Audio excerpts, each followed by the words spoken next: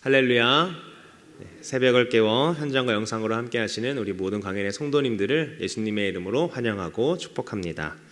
오늘은 생명의 삶 10월 15일자 본문인 창세기 35장 1절에서 15절의 말씀을 가지고 가난한 마음으로 만나는 베델의 하나님이라는 제목으로 하나님의 말씀 나누도록 하겠습니다. 야곱은 세겜에서 일어난 그 아들들의 만행으로 인해서 더 이상 이 세겜 지역에 거주할 수 없었을 뿐만 아니라 그 주변 민족들을 두려워하게 됩니다. 주위의 따가운 눈초리를 의식했을 뿐만 아니라 생명의 위협까지 느꼈던 것이죠. 그러나 다행히 하나님께서 그 주변 민족들에게 그 야곱의 가족들을 치거나 추격할 수 없는 그 두려움과 공포를 주어서 야곱과 그의 가족들을 보호하셨습니다. 이런 상황 가운데에서 하나님의 말씀이 야곱에게 임하게 되는데요. 하나님이 야곱에게 뭐라고 말씀하셨는지 함께 본문을 통해 살펴보기를 원합니다. 형 에서를 피해 외삼촌 라반에게로 도망치고 또 그리고 외삼촌 라반을 피해 또 도망치고 또 형 에서를 만나기 전에도 내가 도망쳐야 하나 걱정했던 야곱은 이 세겜에 정착해서 그곳 사람들과 살고자 했을 때 그의 희망이 무너지고 또 떠나게 되었습니다.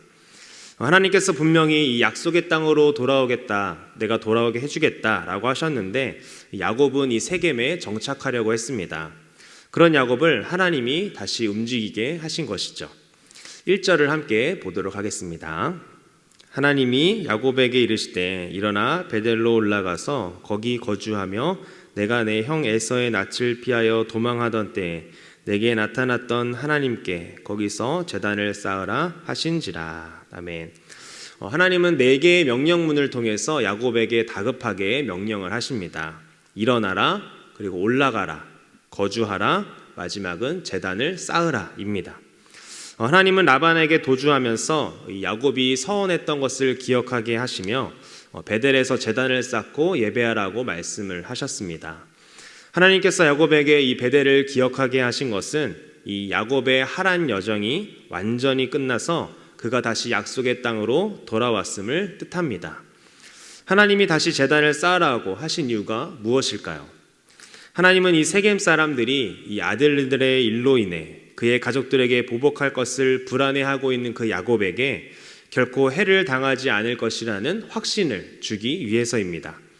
한마디로 베델에서 약속하신 것처럼 너를 보호해 주겠다는 메시지인 것이죠. 우리의 인생도 이와 같습니다. 세상의 모든 풍파 가운데에서 우리를 보호할 수 있는 것이 무엇입니까? 권력이나 또 재물이나 또 사람이나 환경이 아니라 바로 하나님인 줄 믿습니다. 야곱은 어디로 가는 것입니까? 바로 베델로 가는 것입니다. 여러분, 베델의 뜻이 무엇입니까? 하나님의 집이죠. 이 땅 가운데 연약한 모든 인생은 이 하나님의 집 안에 거할 때 평안을 누리게 되는 줄 믿습니다. 하나님의 품 안에 있을 때 가장 안전한 줄 믿습니다. 야곱도 베델로 피할 그 기회를 얻게 된 것이죠. 하나님의 집인 베델로 가기 전에 그 야곱은 가족들에게 3가지의 명령을 내립니다. 첫 번째로는 이방 신상들을 버리라는 명령입니다. 베델에서 자신을 만나셨던 그 하나님을 우리가 예배할 것이니 온 가족이 하나님의 집인 그 베델로 올라가기 전에 우상을 버려야 한다라고 말하고 있는 것입니다. 어찌 보면 이 세겜에서 베델로 올라가는 길은 회개의 순례길입니다. 하나님의 말씀대로 이 세겜에 머물지 말고 약속의 땅으로 올라와야 했으며 또 하나님의 말씀대로 살지 못한 모습을 회개하는 순례길인 것이죠. 그래서 철저하게 여호와만을 섬길 것이라고 야곱이 선언하고 있는 것입니다. 당시 가지고 있던 우상들은 아마도 그 야곱의 아들들이 세겜을 약탈할 때 가지고 온 것들이었을 것입니다. 그리고 한 가지 또 무엇이 있습니까? 바로 이 외삼촌 라반의 드라빔을 라헬이 가지고 왔었는데 아마 야곱은 그때 발견했을 것입니다. 그리고 놀랐겠죠. 왜냐하면 라반에게 그것을 가지고 있는 자는 죽임을 당해도 마땅하다라고 야곱이 말을 했는데 그 사람이 바로 자신이 가장 사랑했던 라헬이었기 때문이었습니다. 4절을 보도록 하겠습니다. 그들이 자기 손에 있는 모든 이방 신상들과 자기 귀에 있는 귀고리들을 야곱에게 주는지라 야곱이 그것들을 세겜 근처 상수리 나무 아래에 묻고. 아멘. 야곱은 우상들을 어떻게 합니까? 세겜 근처 상수리 나무 아래에 묻었다라고 성경이 말을 하고 있습니다. 여기서 묻다라는 단어는요, 흔하지 않은 단어인데요. 뜻은 남이 찾지 못하도록 숨기다라는 뜻을 가지고 있고, 또 다른 뜻은 쓰레기 버리듯이 버리다라는 그런 뜻이 있습니다. 그러니까 2절에서 이방 신상을 버리라 할 때 쓴 그 야곱의 단어들을 보면 우상들을 가증스러운 것들로 여기고 있음을 우리에게 말해주고 있습니다. 두 번째는 자신을 정결하게 하라고 말을 했고요. 세 번째는 가족들에게 옷을 갈아입으라고 했습니다. 야곱은 거룩하신 하나님 앞에 서기 위해서는 우리가 정결해야 함을 알고 있었습니다. 세겜 사건으로 인해 이 디나뿐 아니라 그 야곱과 그의 아들들도 더럽혀졌기 때문에 정결하게 하라고 말하고 옷을 갈아입도록 했습니다. 하나님의 집인 그 베델을 향한 순례길 가운데 이 모든 면에서 경건하고 순수한 모습으로 시작하고자 하는 모습을 볼 수 있습니다. 아마 야곱의 마음 가운데에는 이런 마음이 있었을 것입니다. 주님, 그때 베델에서 저를 만나주시고 지금까지 그 어려움에서 나를 해결해 주신 것처럼 이번 환난에서도 나를 구원해 주시옵소서라는 마음이 그 야곱에게 있었을 것입니다. 5절을 보도록 하겠습니다. 그들이 떠났으나 하나님이 그 사면 고을들로 크게 두려워하게 하셨으므로 야곱의 아들들은 추격하는 자가 없었더라. 하나님이 응답해 주십니다. 그 야곱의 가족들을 아무도 따라오지 못하게 해주셨죠. 어떻게 해주셨습니까? 고을들로 크게 두렵게 해주셔서 그 야곱의 아들들을 추격하는 자가 없게 해주셨습니다. 세겜 사람들에 대한 그 야곱의 두려움이 그 야곱의 하나님에 대한 세겜 사람들의 두려움으로 바뀌는 반전을 보여주고 계신 것이죠. 당시에는 이에는 이, 또 눈에는 눈이라는 그런 정서를 가진 문화를 생각해 볼 때 이것은 작은 은혜가 아니라 하나님의 큰 은혜임을 우리는 알 수가 있습니다. 7절에 보면 야곱은요, 다시 베델에 도착해서 과거 라반에게 떠날 때 그에게 임하셨던 하나님을 기념하면서 제단을 쌓는데요, 그 제단을 엘 베델이라고 부릅니다. 뜻이 무엇입니까? 바로 베델의 하나님입니다. 야곱이 드디어 옛날 자신이 하나님께 서원한 것을 지키기 위해 돌아온 것이죠. 그러자 하나님은 야곱에게 다시 복을 주시고 이제 다시 이름을 야곱이 아니라 이스라엘로 하라고 말씀을 하십니다. 그러면서 과거 선조들에게 하셨던 약속을 하나님은 야곱에게 되풀이해 주시죠. 나는 전능한 하나님이다 라고 말씀을 하시면서 생육하고 번성하는 것, 또 한 백성과 백성들의 총회가 내게서 나오고 왕들이 내 허리에서 나온다는 것입니다. 무슨 말입니까? 그 야곱의 아들들을 통해서 한 민족을 내가 이룰 것이고 왕의 후손이 너의 허리를 통해서 나온다는 것입니다. 성경을 보면 이것이 언제 이루어졌는지 우리는 알 수 있습니까? 바로 성경 이후에 있는 일들을 통해서 알 수가 있습니다. 그 야곱의 12명의 아들들을 통해서 이스라엘 민족이 세워지고 그 민족들 가운데 나중에 사울과 다윗이 왕으로 세워지는 모습을 우리가 볼 수가 있죠. 결국 하나님의 약속이 한순간에 이루어지기도 하지만 이처럼 오랜 시간을 통해 성취되는 경우도 있다는 것을 우리는 성경을 통해 알 수가 있습니다.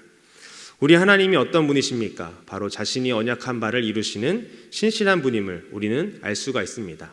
자신이 약속을 하시면 100% 그 약속을 이루시는 분이 신실하신 하나님임을 우리는 또한 알 수가 있죠. 14절을 보도록 하겠습니다.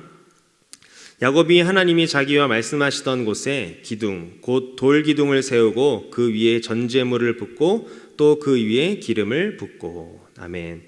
야곱은 베델에 그 돌기둥을 세우고 기름을 붓습니다. 그런데 이것이 몇 번째입니까? 바로 두 번째입니다. 하란으로 갈 때 한 번, 그리고 다시 약속의 땅으로 돌아올 때 한 번, 그렇게 두 번을 붓는데요. 여기서는 기름을 붓기 전에 이 전제물을 추가로 붓습니다. 지나고 보니 하나님이 베델에서 야곱에게 약속하신 모든 것들을 이루어 주셨습니다. 내가 누운 땅을 너와 내 자손에게 주겠다. 내 자손이 땅에 티끌같이 많게 하겠다. 땅의 모든 족속이 너와 내 자손으로 말미암아 복을 받을 것이다. 내가 너와 함께 있어 어디로 가든지 너를 지키며 너를 이끌어 이 약속의 땅으로 돌아오게 하겠다라는 약속을 하나님은 신실하게 지키셨습니다. 야곱도 그때 하나님께 서원한 것을 모두 이룹니다. 내가 평안히 아버지 집으로 돌아오게 하시면 여호와께서 나의 하나님이 될 것이요 내가 기둥으로 세운 이 돌이 하나님의 집이 될 것이요 마지막으로 하나님께서 내게 주신 그 모든 것에서 10분의 1을 드리겠다는 약속이었습니다. 11조는 성경에 표현되지 않았지만 아마도 야곱이 제단을 쌓고 예배를 드릴 때 드리지 않았을까 생각이 됩니다. 결국 야곱은 그 전제와 기름 붓는 모습을 통해서 자기를 축복해 주신 그 하나님께 온전히 헌신하겠다라는 그런 신앙 고백을 드리고 있는 것입니다. 우리는 하나님께 받은 축복에만 집중하고 있지는 않습니까? 진정한 행복은 하나님께 자기를 드리고 그분의 뜻을 따라 사는 그 생활에서 얻어지는 것인 줄 믿습니다. 그 가운데 하나님께서 은혜 주시는 그 은혜를 누리고 감사와 찬양을 올려드리는 것이 바로 올바른 신앙생활의 모습인 것이죠. 어떤 대가를 바라면서 신앙생활을 하는 것이 아니라 주님을 사랑하는 마음으로 그의 말씀에 온전히 순종하며 전제로 우리의 삶을 올려드리는 저와 여러분의 삶이 되기를 예수님의 이름으로 축복합니다. 말씀을 맺겠습니다. 성경은 36장에 그 에서의 후손을 언급한 후에 이 37장부터는 요셉과 유다를 중심으로 한 새로운 이야기가 전개가 됩니다. 무슨 말이냐면 사실상 이 야곱의 생애는 이 베델에서 시작해서 베델에서 끝난다. 이제는 성경이 야곱을 주목했다가 이제는 요셉과 유다를 주목한다는 것입니다. 야곱이 처음 나그네 생활을 하면서 하나님께 축복받은 곳이 바로 어디였습니까? 베델이었습니다. 그가 30년간 나그네 생활을 마치고 돌아와 다시금 하나님의 축복을 확인받은 장소도 베델이었습니다. 여기서 우리가 주목할 것은 무엇일까요? 30년이란 그 야곱의 나그네 인생 가운데 하나님이 그와 함께 하시고 인도해 주셨다는 사실입니다. 약속을 100% 지키시는 그 신실한 하나님께서 베델의 약속을 지키시고 인도해 주셨다는 것이죠. 우리의 삶도 이와 같습니다. 하나님은 성경을 통해 우리에게 수많은 약속들을 해주셨습니다. 우리 눈에는 그것들이 지금 이루어지고 있지 않은 것처럼 보이지만 하나님은 지금도 그 약속을 신실하게 이루어가고 계신 줄 믿습니다. 세상의 위험 가운데 또 사탄의 그 공격 가운데 우리를 지키시고 보호해 주시고 계십니다. 야곱을 베델에서 만나시고 또 베델로 다시 돌아오게 하신 하나님이 이 천국을 향해 나그네 길을 가고 있는 우리를 기억하시고 또 우리와 세상 끝날까지 동행하시고 인도해 주실 것입니다. 이 사실을 기억하면서 여러분의 그 매일의 삶 가운데 예배의 제단을 쌓고 주님 앞에 내가 묻어야 할 죄들을 묻고 오늘 하루 신실한 그 하나님을 묵상하는 저와 우리 광양교회 모든 성도님들 되시기를 예수님의 이름으로 간절히 축복합니다. 이 시간 함께 기도하겠습니다. 나라와 민족을 위해 함께 기도해 주시기 바랍니다. 주님, 이 어려워진 경제와 민생을 회복시켜 주시고 도움이 필요한 이웃들에게 하나님의 사랑이 흘러가게 하여 주옵소서. 주님, 우리 교회를 위해 기도합니다. 광양교회가 복음 위에 든든히 서가게 하시고 하나님께 쓰임받는 교회 될 수 있도록 은혜를 더하여 주옵소서. 교회 사역을 위해 기도합니다. 주님, 새가족 양육과 후반기 양육이 진행되고 있습니다. 그 모든 가정 가운데 성령의 인도하심과 하나님의 은혜가 있게 하여 주옵소서. 주님, 연약한 우리 지체들을 위해 기도합니다. 육체적인 연약함으로 고통받고 있는 성도들을 위로하여 주시고 그 모든 질병 가운데 예수 그리스도의 보혈로 덮어주셔서 깨끗하게 치료되는 은혜가 있게 하여 주옵소서. 주님, 오늘 말씀을 듣고 기도합니다. 각자의 베델의 하나님을 경험하게 하시고 언약을 지키시고 우리의 삶을 인도하시는 하나님께 우리의 삶을 전제로 올려드리는 각자의 인생들 될 수 있도록 주여 은혜를 더해 달라고 이 시간 함께 들은 말씀을 기억하며 함께 기도하도록 하겠습니다. 하나님 감사합니다. 오늘도 말씀 가운데 우리를 불러주시고 하나님 말씀 앞에 주의 뜻과 마음을 깨닫게 하시니 감사합니다. 아버지 하나님, 오늘 이 시간 기도로 주님께 올려드리기 원합니다. 하나님, 먼저 나라와 민족을 위하여 기도합니다. 하나님, 어려워진 경제와 민생을 회복하여 주시고 하나님, 도움이 필요한 이웃들에게 하나님의 사랑이 흘러가는 아버지 하나님 시기가 될 수 있도록 인도하여 주옵소서. 아버지, 특별히 교회를 위해 기도합니다. 하나님, 광양교회가 복음 위에 든든히 세워지게 하여 주시며 하나님께 쓰임받는 교회 될 수 있도록 은혜를 더하여 주옵소서. 아버지, 새가족 양육과 후반기 양육이 진행되고 있습니다. 그 모든 과정 가운데 성령님께서 인도하여 주시고 하나님의 은혜를 경험하는 시간 될 수 있도록 주여 은혜를 더하여 주옵소서. 하나님, 일주적인 연약함으로 고통받고 있는 성도들을 위로하여 주시고 그 모든 질병 가운데 예수 그리스도의 보혈로 덮으셔서 그 모든 질병들이 깨끗하게 치료되는 은혜가 있게 하여 주시며 하나님을 간증하며 돌아다니는 우리 모든 간증의 주인공들이 될 수 있도록 은혜를 더하여 주옵소서.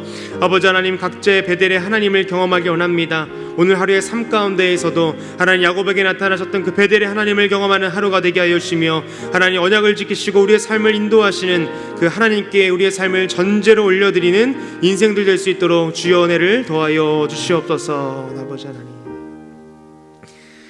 하나님 감사합니다. 우리를 말씀과 기도의 자리로 불러주시고 하나님께 예배드릴 수 있는 은혜를 허락하여 주심에 감사를 드립니다.